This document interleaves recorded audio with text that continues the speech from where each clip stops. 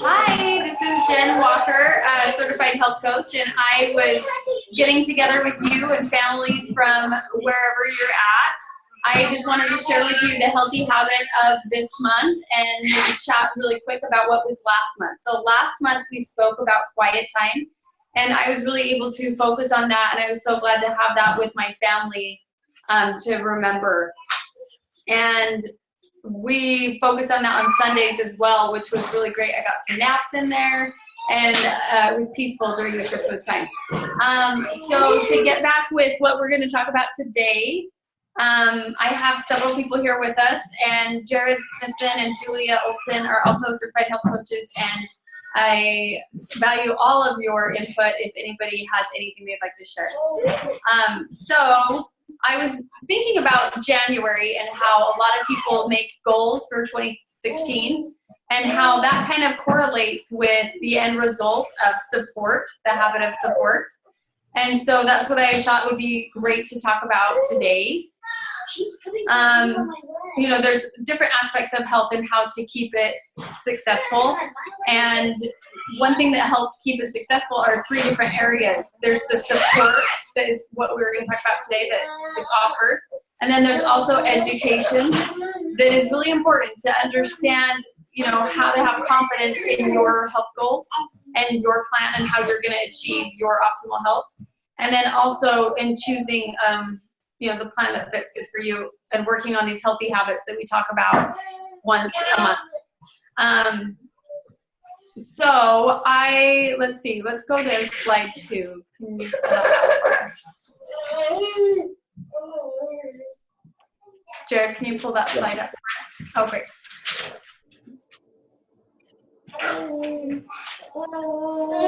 The second one. Oh, you probably are. You're doing great. Okay, so I was just thinking, you know, what is your health situation like in your world, so to speak? If you were surrounded by people who were like-minded and really supportive of what you are doing, would you guys be more successful?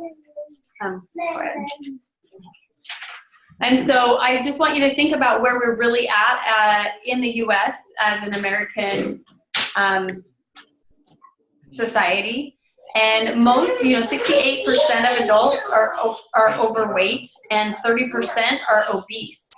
17% of kids are obese, and I think that a lot of this stems from habits that are formed in families, in the homes, and in that way, you know, diabetes is running rampant, and there's about 400,000 deaths every year that correlate to weight.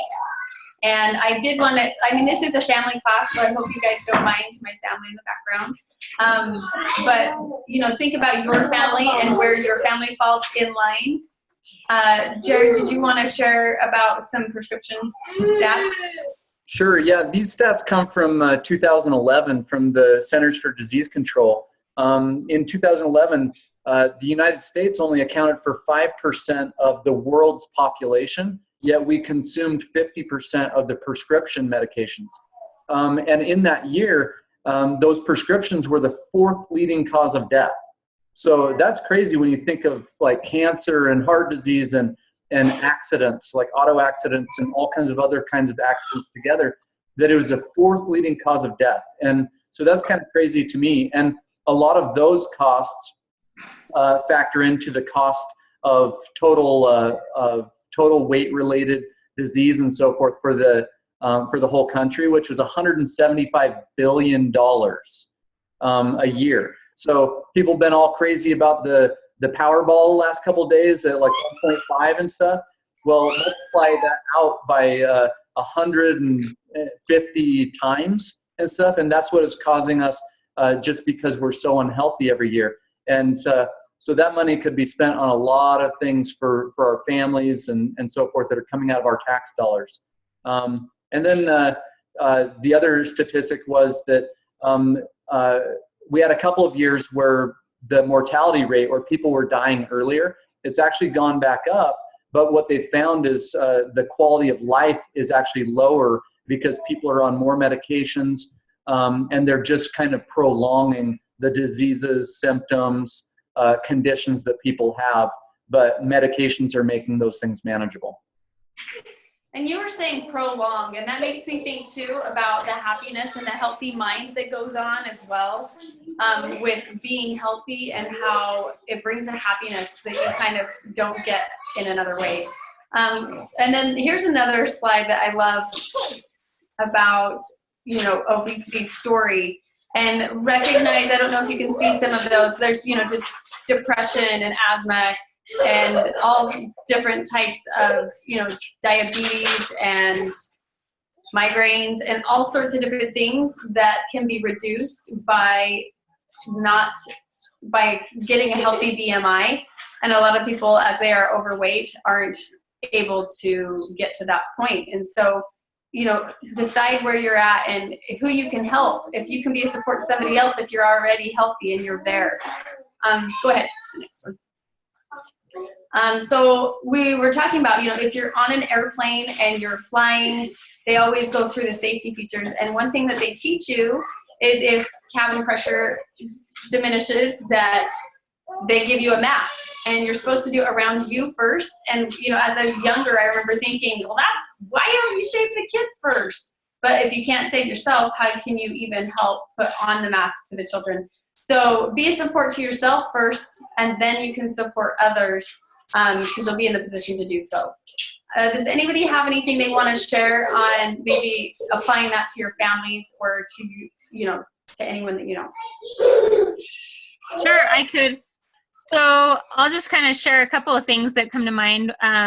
You know, a couple of years ago, I decided I was about 25 pounds overweight and had some other medical issues going on. Like that slide showed, you know, what you can see was the fit person and then the person that looked a little bit overweight, and that's what you can see. But what you can't see are all those things surrounding that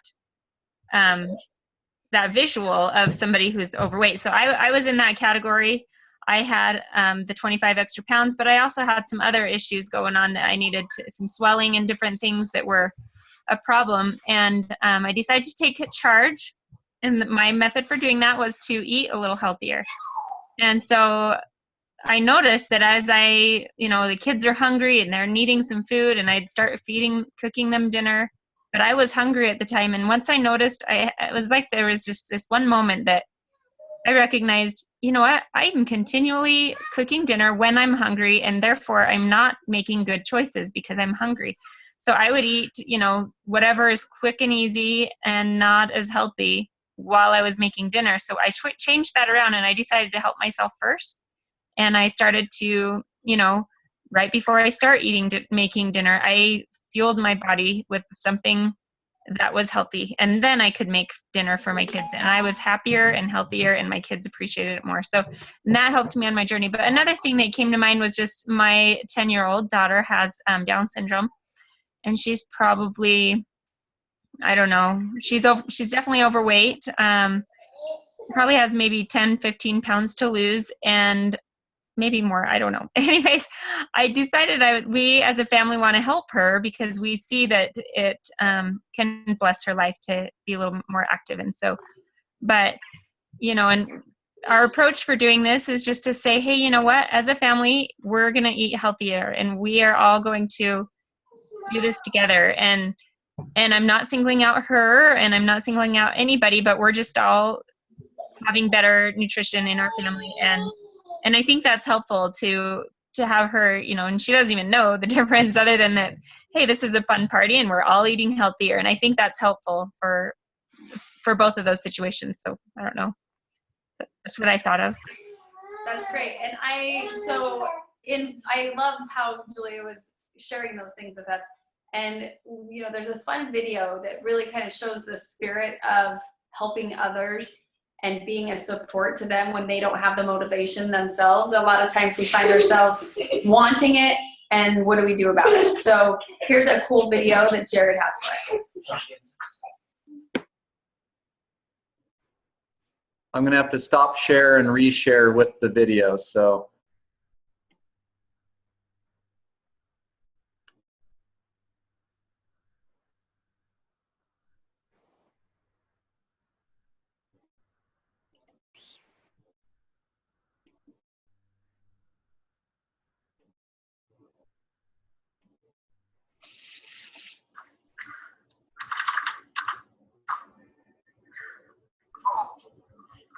not just gonna walk away and give up. Exactly. You can get that. That's yours. Nobody else. Get in there and give it some heat. Give it some heat.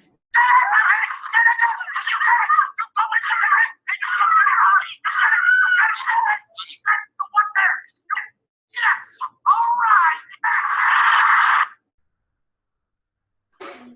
What did you think about that, kids?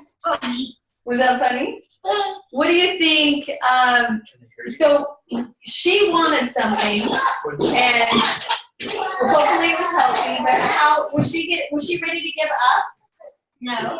Yeah, she was ready to give up. She started walking away from it, and then she had a friend come or a family member, whatever it is. And Rex, what happened? He started cheering. Yeah, you did start cheering for him. And so, you know, as we do that, we can really find ourselves into a new position where it becomes more fun, and you can do things that way. And adding humor to things is always helpful as well. So let's see. Go ahead, Jared, do the next slide.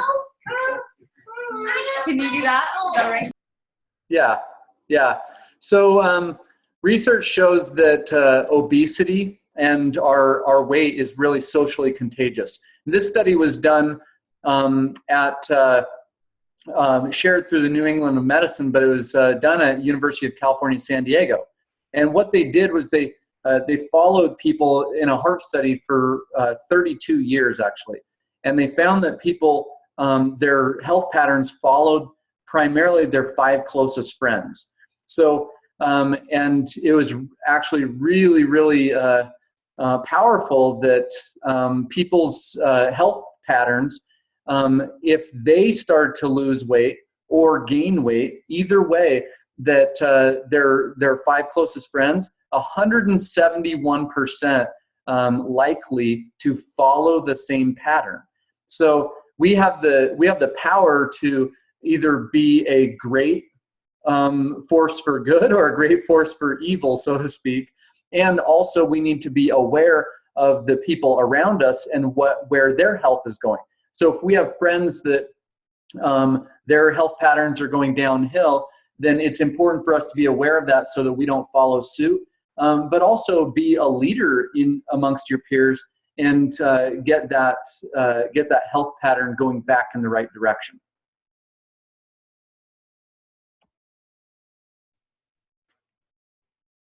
Perfect. Thanks, Jared. So, I mean, I'm laughing because my family is supporting me, and you know, it doesn't always happen the way we think it will too. And so that's why we're here for each other in families or with friends or whatever. And my husband is very patient and good with this. So with this slide, you know, the value of support. A lot of people who join a health gym, a lot of times they did, you know, Indiana University did a study, and those who joined as a couple or together had a 6.3 dropout rate. And those who attended separately ended up having 43% dropping out. And so that's just like a little bit of a crazy statistic to think of what that means. When people say do it with a friend, there is added value to that. Let's see. And so, you know, if you have a friend that you want to go, you know, start your health journey with or whatever, maybe you're going to walk together with them. If maybe you're a hardcore runner and you're ready for a marathon, don't go partner with a friend who is at the level of her exercise and just walking, because you'll get frustrated and then the goals won't stick and you'll end up reverting. And so find someone who's similar and then has, you know, similar commitment level. Do they really want it, or are you making them do it? But also be that support, because it is something, sometimes people don't have that and they need it and they want it. And so working together and being positive as well. Think about what you can do, not about what you can't, and things will progress and you can do more and more as that goes on. One thing with this, it says do's and don'ts. Do communicate well, don't compete. You know, my mother-in-law came after I had my 5th baby, and she was talking to me about how my kids were competing to race to bed or whatever. And she was giving me the idea that if they were able to work together, that they would have, you know, a family success and really be that support. And I think there's benefits in doing that. And so we've been working on, you know, I set a timer, we do our chores, and then we race to our beds, but we help each other. And if we need to, if we meet our goal and we beat the timer as a family, then we get to do a fun activity together. And so we've been working on that, and it's been way more fun. And I think it's teaching the kids so many more powerful things than just what we had done before on an individual basis. Does anybody else have any thoughts that they would like to share? I do. I just, when you're talking about all the support, so we're going on a cruise with our family in 29 days. And we started this little, Jen actually started this little chat thread called 2016 Cruise something. And it's just us trying to be healthy as we prepare for this cruise. And it's so fun because when I see people post that they're drinking their water, I go and grab my water bottle and I drink. You know, every morning I see somebody doing squats or sit-ups and I think, oh, I can probably do 5 of those or something. And it just makes it a little bit more fun to have that support. And then you feel like a team, and that team community feeling is really, really fun and good. So.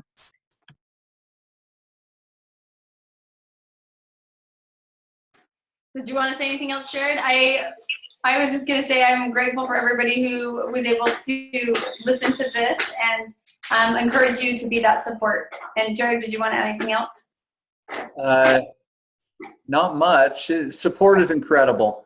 It's when you have people around you that have the same goals that you do, or even striving for the same goals, it makes a huge difference in whether or not you can accomplish those things.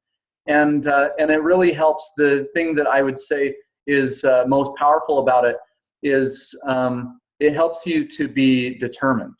It helps you to persevere through the difficult moments and stuff. But whether it's with any aspect of your health, whether it's with your physical activity or your eating, if you're in an area where people are eating good foods, it's easier for you to eat good foods. When you're in an area where people are being active, it's highly probable that you're going to be active with them. So surround yourself with people who are doing the things that you want to do and you want to be. And if that's difficult for you, become that person. Gandhi always said, be the change in the world that you want to see. So if you want a healthier life and you want to see a healthier community around you, become that yourself, and then and have, like Jen talked about, be positive, have that positive energy, and your positivity, your health positivity is going to rub off on other people, and it is going to make a huge difference in your life.